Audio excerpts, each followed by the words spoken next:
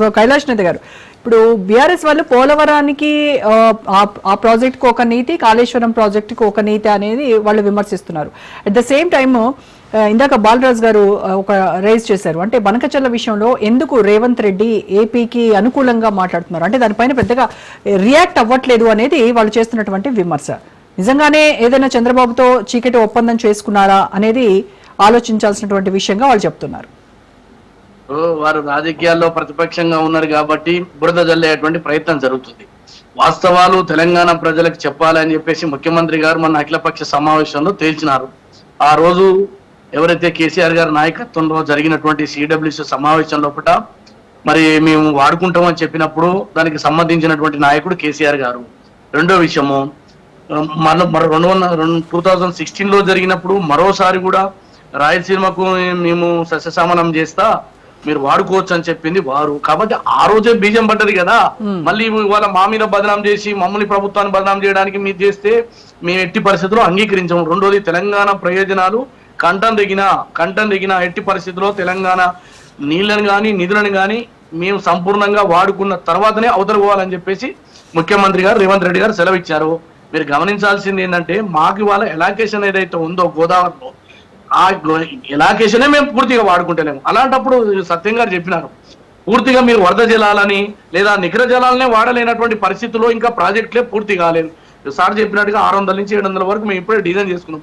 900 తర్వాత వాడుకోమని చెప్తున్నాం. అందుకోసమే ఇవాళ అఖిల పక్షాలుగా మనం రాజకీయాలు డెఫినెట్ గా ఎన్నికలు వచ్చినప్పుడు మనం అందరం చేస్తాం. కానీ తెలంగాణ బిడ్డలుగా ఇవాళ మనం అందరం కూడా రమ్మని చెప్తున్నాం, అసెంబ్లీలో చర్చిద్దామని చెప్తున్నాం, కేంద్రానికి డెలిగేషన్ పోదామని చెప్తున్నాం, కేంద్రంలో ఉన్నటువంటి జల సంఘానికి ఇప్పటికే లేఖలు రాసినాము, జలశక్తి మినిస్టర్ని కలిసినాము, పర్యావరణ అనుమతులు ఇవ్వద్దని చెప్పినాము.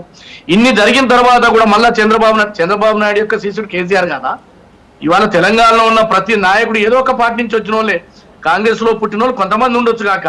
కాబట్టి ఇవాళ రాజకీయ ఆరోపణలు చేస్తూ తెలంగాణ ప్రయోజనాలు మొత్తం మేము తొంగలో తొక్కుతాం, అధికారంలో కాంగ్రెస్ కాబట్టి బురద చల్లుతాం, ఇటువంటి మాటలు అనేవి తెలంగాణ ప్రజలు సహించరని నేను ఎందుకంటున్నాంటే, ఇవాళ రాయలసీమ ఎత్తిపోతల పథకం 100% చెప్తున్నా, కేసీఆర్ గారు కళ్ళప్పగించి చూసినారు. అది పెద్దగా చేసినప్పుడు, టెండర్లు వేసినప్పుడు వాళ్ళే ఇక్కడికి హైదరాబాద్కి వచ్చి ప్రగతి భవన్ లో మాట్లాడినారు. టెండర్లు అయిపోయినాయి, మరి ముందుకు పోయినరు.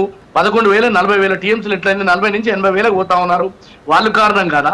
సో ఇవాళ రేవంత్ రెడ్డి గారి ప్రభుత్వాన్ని బదనాం చేస్తా, రాజకీయంగా ఏ రకంగానైనా అపరాయణ తీసుకుంటా, ఇది మంచి పద్ధతి కాదు. తెలంగాణ ప్రయోజనాలని తెలంగాణ ప్రజలు ఏదైతే ఆశించి ఇవాళ మీకు అధికారం ఇచ్చారో మీరు ఫెయిల్ అయిపోయారు. అలా నేను అడుగుతున్నా, కృష్ణానది మీద ఎస్ఎల్బిసి ప్రాజెక్ట్ ఎందుకు కట్టలేదు, ఆ ప్రాజెక్టులను ఎందుకు పూర్తి చేయలేదు, టన్నల్ ఎందుకు దోవలేదు, అదేవిధంగా ఏదైతే శ్రీశైలం నుంచి మేము ఏదైతే సొరంగ మార్గం పూర్తి చేస్తామని చెప్పినారు కదా కుర్చీ చేసుకొని, ఎందుకంటే అది ఒక బ్రాహ్మణుల ప్రాజెక్ట్ ఉంది, బాలరాజు గారికి తెలియదా? వాళ్ళ నియోజకవర్గంలోనే దాదాపు 1,00,000 ఎకరాలకు సాగునీరు ఇచ్చేటువంటి బ్రాహ్మణం వెళ్ళే ప్రాజెక్టు మరి ఎందుకు చేయలే? ఒక 50 కోట్లు పెడితే అయ్యేదండి, వాళ్ళు తిన్న కమిషన్ తో పోల్చుకుంటేది. సో ఇవాళ తెలంగాణని ఏ రకంగానైనా కాంగ్రెస్ పార్టీ యొక్క బలాన్ని తగ్గించడానికి మీరు రాజకీయ ఆరోపణలు చేస్తారు తప్ప, వచ్చేటువంటి జలాల ఆధారంగా కన్నెపల్లి హౌస్ అయినా లేకపోతే కల్వకుర్తి అయినా ఒక డేట్ ఉంటది, ఉన్నటువంటి జలాలలో ఏ రకంగా తీసుకోవాలనే నిర్ణయం తీసుకుంటాము. వాళ్ళు ఎట్లా వాడతారు, మనం ఎట్లా వాడతాము, మనం కలిసి బచావా ట్రిబ్యునల్ లో కొట్లాడాలి. మొన్న కొట్లాడినటువంటి సందర్భంలో బట్టే కదా మళ్ళీ ట్రిబ్యునల్ రివైవ్ చేస్తామని చెప్పినారు కృష్ణాలో. అది కదా మేము సాధించింది. అందుకోసమే ఉత్తమ్ కుమార్ రెడ్డి గారు మేము చూస్తూ కూర్చోవటం లేదు. దీన్ని వాళ్ళ మీరు తెలంగాణ ప్రజల మధ్య చిచ్చు పెడతా, మేము ఏ రకంగానైనా శివలింగం మీద తేరు లెక్క చెప్పుతో కొట్టొద్దు, చేయితో తీయలేదు అనేటువంటి పద్ధతి రాజకీయాలు పోయినాయి.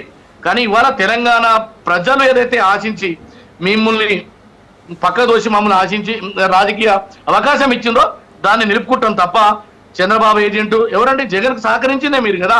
రాయలసీమకు పోయినప్పుడు రోజా ఇంట్లో ఇందాక సార్ చెప్పిండు పులుసు అంటే, ఎందుకు మరి మీరు చేసింది నిజం కదా, రాయలసీమను సస్యశ్యామల చేస్తున్నావు కదా, అది కదా. కైలాష్ గారు జగన్ ఇంటికి కేసీఆర్ ఇంటికి జగన్ వెళ్ళాడు, రొయ్యల పులుసు చేపల పులుసు, వీటితో ఎవ్వరికి ఏ ప్రయోజనం వరగదండి. అది కాదండి, మా మీద బురద. ఒక్క నిమిషం కైలాష్ గారు, సత్యం గారు.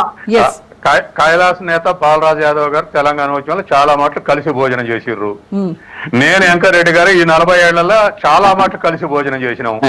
కాబట్టి టీవీ ముందర మాట్లాడేది వేరు, కలిసి భోజనం చేసి మీరు అండర్స్టాండింగ్ మాట్లాడడానికి వీల్లేదు. That's true. కాదు సార్, నేనేమంటున్నా సార్ అంటే ఇవాళ ఒకటి తెలంగాణ ప్రయోజనాన్ని అందరం కలిసి చేద్దామని మన అఖిలపక్షం సమావేశంలో పెడితే తోక ముర్చిండు గాయత్రి రావు తోలిండు, హరీష్ రావు ఎందుకు రాలే, కేసీఆర్ గారు ఎందుకు రాలే?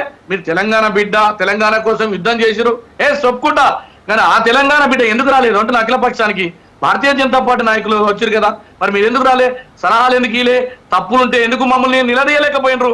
రేపు చర్చ పెడతామంటున్న అసెంబ్లీలో ఎవరెంత తప్పు చేసిరో ప్రజలకు చెప్తాం, ఎవరెంత సాయం చేసిరో రైతుల గురించి, ఎవరో ఇవాళ మొసలి కన్నీరు గారుస్తున్నారో అది బయటపడుతుంది కదా. నేనేమంటున్నా, రాజకీయాలు ఎవరమైనా చేస్తాం, సందర్భం వచ్చినప్పుడు, ఎన్నికల్లో వచ్చినప్పుడు మీ మీద మేము, మా మీద మీరు దుమ్మెత్తుకుపోసుకుంటారు. కానీ ఇప్పుడున్నటువంటి ప్రభుత్వం మీద 18 నెలల్లోనే మేము మొత్తం గాయ చేసినట్టు, మీరేదో తీర్చిదిద్ది చందమామ మాకు బంగారం వడ్డారాలు ఇస్తే మేము కరగబోసినట్టు ఇది కాదు కదా. మేము కోరుకుంటుంది మీ నుంచి సలహాలు అడుగుతున్నాం, సూచనలు అడుగుతున్నాం. చట్ట సభలలో ఏదో ప్రెస్ క్లబ్లలో కాదండి, చార్మినార్ కాడ కాదండి, గోల్కొండ కాదండి. సో దీనిపైన అసెంబ్లీలోనే చర్చిద్దాం అంటారు. ఒక్కొక్కరుగా కాదు, అందరూ ఒకటేసారి కలిసి కూర్చొని ఒకసారి అసెంబ్లీలో చర్చిద్దాం అంటారు. మరి కేంద్ర ప్రభుత్వాన్ని మనం పర్యావరణ అనుమతులు ఇవ్వకుండా అడ్డుకోవడం వల్లనే కదా ఇవాళ ఆంధ్రప్రదేశ్ అడుగుతుంది, మీరు వరద జలాలను ఎట్ట తేల్చిండ్రు, ఏ రకంగా వాళ్ళకి ఎలాకేషన్ ఉన్నటువంటి వాటర్నే వాళ్ళు వాడుకోలేదు. అందుకోసమే ఆంధ్రప్రదేశ్ నిలుపుదల చేయడం వెనుక తెలంగాణ ప్రభుత్వం విజయం సాధించింది. బనకచెర్లని ఎట్టి పరిస్థితుల్లో ముఖ్యమంత్రి రేవంత్ రెడ్డి గారి నాయకత్వంలో అఖిలపక్షంతో అన్ని పార్టీలతో పోయి తెలంగాణకు ఏ మాత్రం నష్టం జరిగినా సహించలేదని చెప్పినాం. అది ఆ దిశగా ముందుకు పోతా ఉన్నాం. రైట్ అండి. ఓకే, బాలరాజ్ గారు, కంఠం దిగినా సరే నీళ్ల విషయంలో రాష్ట్రానికి అన్యాయం జరిగేటువంటి ప్రసక్తే లేదు. మేడం, ఇవాళ వీరు ఏదైతే కాళేశ్వరం అని మాట్లాడుతా ఉన్నారో, ఆ కాళేశ్వరం నుంచి సుక్క నీళ్లు రాకున్నా 1,50,00,000 మెట్రిక్ టన్నుల ధాన్యం ఉత్పత్తి అయింది. అంటే వారి ప్రాజెక్టు డొల్లతనం అని తేలిపోయింది. రెండోది 160 టీఎంసీలు ఎత్తిపోస్తే 57 టీఎంసీలు మళ్ళీ బ్యాక్ పోయిందండి. మేడిగడ్డ, సుందిల, అన్నారం నుంచి మళ్ళీ బ్యాక్ వచ్చింది. కరెంటు బిల్లులు దండుగైనాయి ఆ రోజు ఎవరైతే ఎత్తిపోసారో. అంటే వీళ్ళు చేసింది ఏంటి చెప్పనా మేడం? కేవలం కమిషన్లు, డబ్బుల కోసం తప్పుడు రిపోర్ట్ తోటే, తప్పుడు వాస్కోప్ ఏదైతే ఉందో దాన్ని ప్రకారం మీరు చెయ్యకుండా దాని రిపోర్ట్ మార్చి డబ్బుల కోసం తప్పుడు ప్రాజెక్టులు. కానీ మీరు ఏదైతే విమర్శిస్తూ వస్తున్నారో, ఆరోపణలు చేస్తున్నారో, ఫోన్ ట్యాపింగ్ విషయంలో ఏం జరిగిందో చూసాము, అదే ఇక్కడ కూడా రిపీట్ అవుతుంది, వెయిట్ అండ్ వాచ్ అని అంటున్నారు. Right, okay. బాలరాజ్ గారు, ఒకటి ఇవన్నిటి కూడా చట్టం తన పని దాన్ని చేసుకపోతుంది. చట్టం ఎవరు చుట్టం కాదు. 100% ఇవాళ రాజకీయాల కోసం కాదు, జరిగినటువంటి ఫోన్ ట్యాపింగ్ వెనుక ఎవరున్నారో బయటపడుతుంది. కొద్దిగా కాలం ఏమంటున్నాం, సమయం ఏమంటున్నాం. ఓకే.